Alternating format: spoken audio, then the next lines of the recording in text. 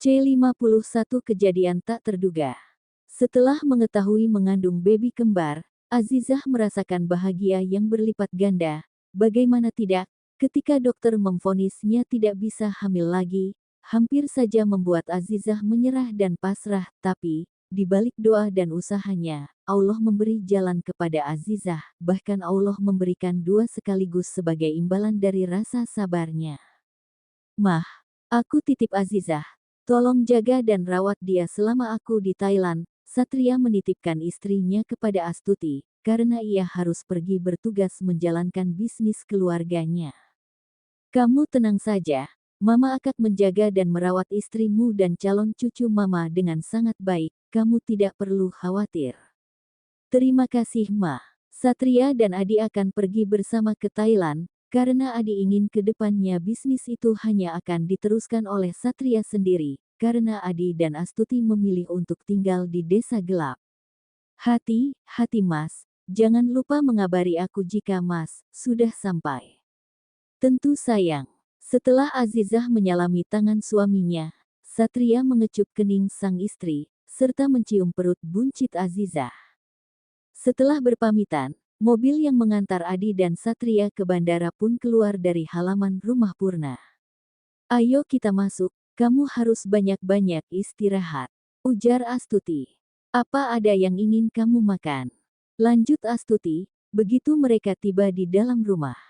Enggak ada Ma, hanya saja Azizah rindu ibu, ungkap Azizah. Astuti melihatnya, lalu tersenyum. Mama tahu apa yang kamu rasakan, tapi dengan kondisi seperti ini kita tidak bisa berkunjung, tapi Mama akan menyuruh Sally untuk membawa ibumu kemari. Benar Ma. Wajah Azizah langsung berubah drastis meskipun tertutup cadar, namun Astuti dapat melihat keceriaan di netra menantunya itu. Terima kasih ya Ma, ucap Azizah, seraya memeluk Astuti yang tengah menganggukkan kepalanya. Mama hari ini berencana pergi untuk membeli keperluan kamu dan baby kamu, enggak papa Mama tinggal di rumah, kan? Tanya Astuti yang sedikit khawatir. Enggak Mah, Azizah baik-baik saja, Mama pergi saja. Baiklah, kalau begitu Mama pergi dulu ya. Iya Mah, hati-hati. Iya sayang, Astuti bangkit dari tempat duduknya, lalu berjalan ke arah ruang dapur. Atun, saya mau pergi dulu, saya titip Azizah ya, ingat kalau ada apa-apa, segera hubungi saya. Iyanya, Astuti pun berlalu dari ruang dapur, menuju kamar untuk mengambil barang bawaannya. Astuti bersama dengan Rani baru saja keluar dari toko baby, lalu mereka berdua pergi menuju toko baju wanita. Ran, tolong bawakan belanjaan ini ke mobil, dan kamu bisa menunggu saya di sana. Ujar Astuti. Nya, kenapa enggak sekalian saja, aku masih sanggup membawakan ini semua. Tukas Rani, menolak untuk pergi lebih dulu ke mobil. Ya sudah, kamu tunggu di sini, aku akan pergi memilih beberapa baju untuk menantuku. Baiknya, Rani pun duduk di depan toko tersebut, di sana memang disediakan tempat duduk untuk para pengunjung toko. Loh Ran, kamu di sini. Datang dengan siapa? Rani menolak saat ada seseorang yang berbicara dengannya. Non Sandrina, Rani membulatkan matanya karena terkejut bertemu dengan Sandrina. Kenapa kamu kaget begitu? Kamu datang bersama siapa? Bersama dengan nyonya besar, Non. Mama Kak Satria. Iya. Sedang apa dia di dalam? Sedang membeli baju untuk menantunya yang sebentar lagi mau lahiran. Sudah lama sekali nyonya ingin melihat cucunya itu, dan akhirnya kesampaian juga. Ungkap Rani, sembari melirik ke arah dalam toko, ada Astuti yang sedang memilih baju. Sandrina tersenyum kecut, lalu beralih kembali menatap Rani. Kalau begitu aku pergi dulu. Iya Non, Sandrina pun berlalu meninggalkan tempat tersebut. Astuti segera menemui Rani setelah membeli keperluan menantunya. Ran, kamu berbicara dengan siapa barusan? Dengan Nona Sandrina nyonya. Sandrina. Astuti membulatkan matanya mendengar nama itu, wanita jahat yang pernah bermasalah dengan menantunya. Kemana dia pergi? Tanya Astuti. Ke arah sana nyonya. Rani pun memberitahu arah kemana Sandrina pergi. Ayo kita pulang. Astuti dan Rani pun pergi meninggalkan toko tersebut. Sekitar 15 menit, Astuti dan Rani tiba di tempat parkir. Terlihat Astuti dan Rani sedang berjalan ke arah mobil mereka. Bu Astuti, panggil seseorang. Astuti segera menoleh. Dan benar saja itu Mela, istri Andara. Mela, Astuti dan Mela berpelukan, dan saling menyapa. Sedang apa Anda di sini? Tanya Mela. Baru selesai mencari keperluan Azizah dan calon cucu saya. Ungkap Astuti dengan bangga. Mela tersenyum. Akhirnya impian Anda terkabul juga Bu, dan sebentar lagi Anda sudah bisa melihat cucu Anda, pasti mereka sangat tampan, ujar Mela. Terima kasih, kalian sedang apa di sini, apa sedang berbelanja juga? Astuti berbalik bertanya. Benar, kami sedang mempersiapkan pernikahan Kejora dan Bara, ini undangannya, tadi juga Mas Andara berencana untuk datang ke rumah mau mengantar ini. Wah, selamat ya. Akhirnya Bara bisa menyusul Aldo dan Satria juga. Semoga Aldo dan Bara segera diberi momongan ya, biar kita sama-sama nimang cucu, pungkas Astuti. Mela mengangguk sembari tersenyum. Apa Tuan Adi dan Satria sudah berangkat? Sudah sejak tadi pagi, seharusnya ini sudah tiba, namun belum ada kabar dari mereka. Mungkin belum tiba di hotel, di mana mereka menginap selama di sana. Mungkin saja, kalau begitu saya duluan, kasihan Azizah di rumah tidak punya teman selain Atun. Oh, iya mari Bu. Astuti pun berlalu dari hadapan Mela dan Andara, berjalan ke arah mobilnya, di mana Rani sedang menunggunya. Astuti bergegas menuju mobil, dengan hanya membawa tas di tangannya, sedangkan barang belanjaannya sudah disimpan di mobil oleh Rani. Nyonya awas, teriak Rani dengan keras, saat melihat sebuah mobil melaju dengan kencang ke arah Astuti. Astuti, Mela serta Andara terkejut secara bersamaan. Daf, Bu Astuti, Bu Astuti, Nyonya, Brum. Setelah menabrak Astuti, mobil berwarna putih tersebut pun segera memutar arah dan pergi meninggalkan tempat parkir tersebut. Tep, tep, tep. Mela, Andara serta Rani berlari ke arah Astuti untuk melihat keadaannya. Nyonya bangun, nangis-menangis, saat melihat Astuti tak sadarkan diri.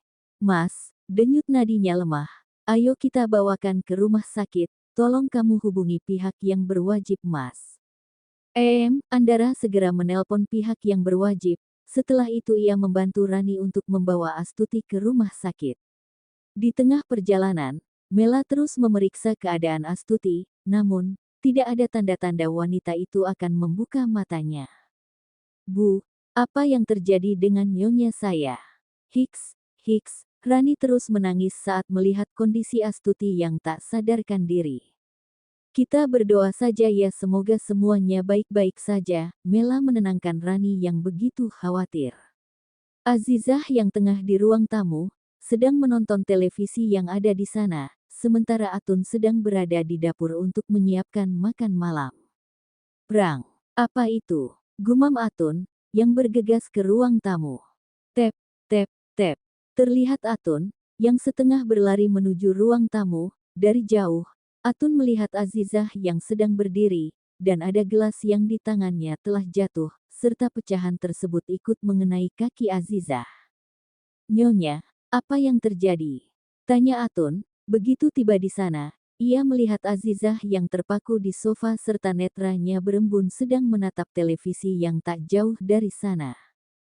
Pandangan Atun segera beralih ke arah televisi. Pesawat yang ditumpangi Adi dan Satria mengalami kecelakaan, bahkan tertera nama-nama penumpang yang menaiki pesawat tersebut, salah satunya ada Adi dan Satria.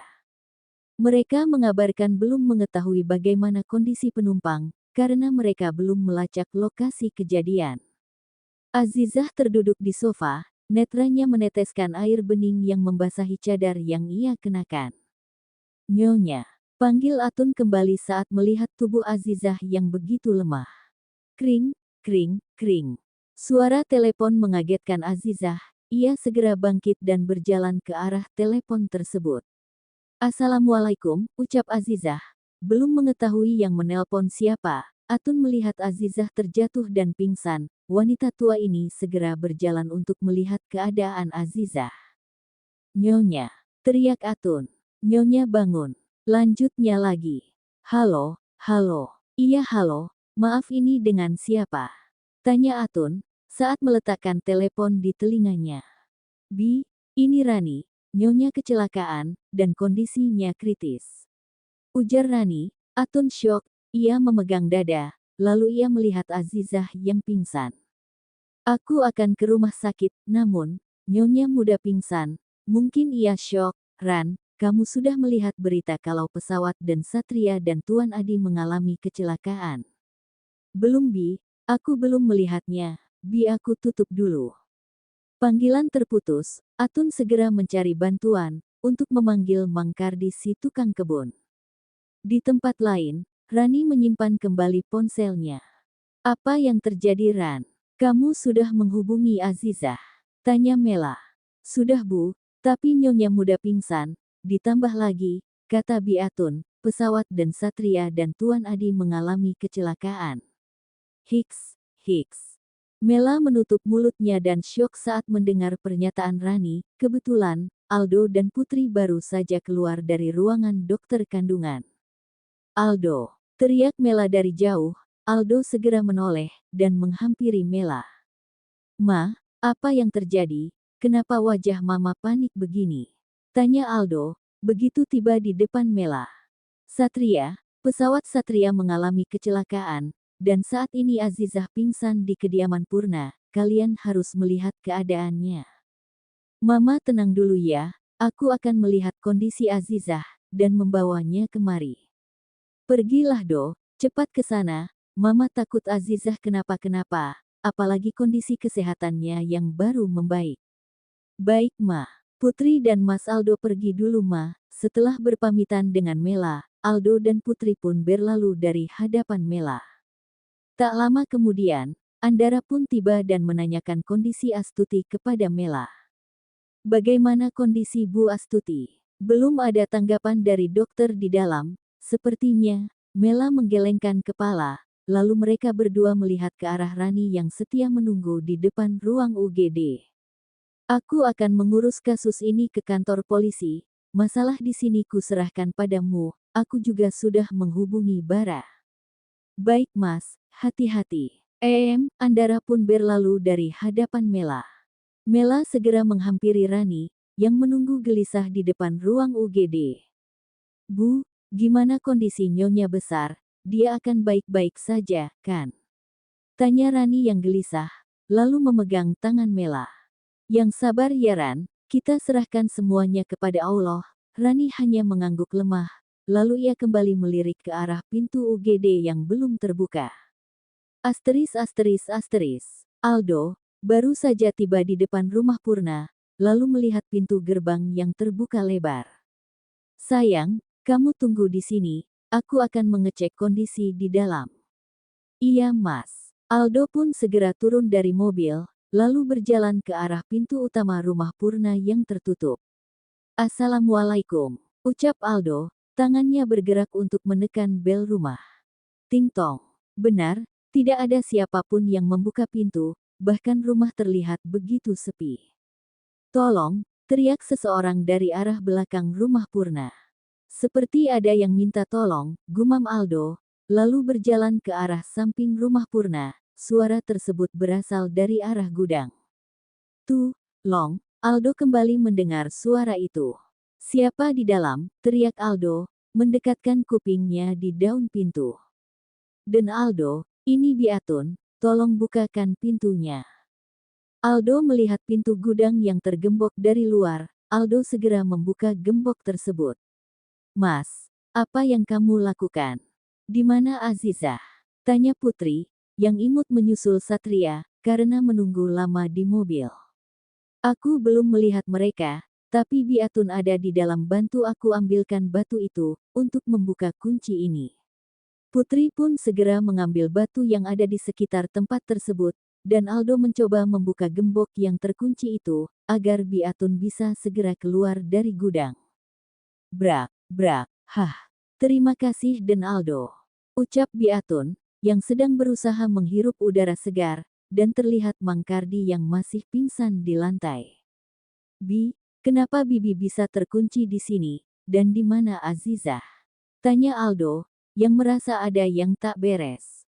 Den Aldo, tolong selamatkan Nyonya Muda, Non. Non Sandrina membawa Nyonya Muda pergi. Bibi sudah berusaha, namun, Non Sandrina tidak sendiri, dia dibantu oleh dua orang berbadan besar, dan tampang mereka sungguh menyeramkan.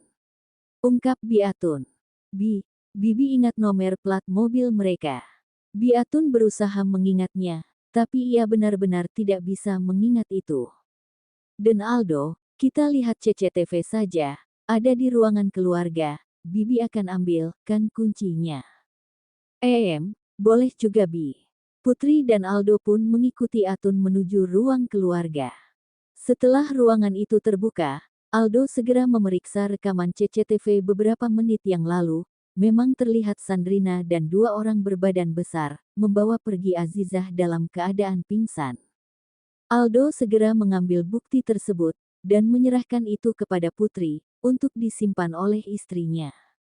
Bi, kamu harus bangunin Mangkardi. Masalah ini biar aku dan istriku yang mengurusnya, dan tolong Bibi hubungi Satria ya. Tukas Aldo. Den, panggil Atun. Saat Aldo akan keluar dari ruangan tersebut, Aldo menoleh dan melihat raut wajah Atun yang gelisah. Sebelum Nyonya jatuh pingsan, saya dan Nyonya menonton televisi, pesawat yang ditumpangi dan Satria dan Tuan Besar mengalami kecelakaan. Sampai saat ini Bibi belum tahu kabar Tuan Muda dan Tuan Besar. Pungkas Biatun, yang berusaha menyeka air matanya. Aldo dan Putri tentu saja syok, karena ia belum melihat berita kecelakaan pesawat tersebut. Aldo dan Putri pun pamit sama Atun, mereka berdua akan membantu mencari Azizah sampai ketemu, dan setelah itu, baru mencari tahu tentang Satria dan Adi.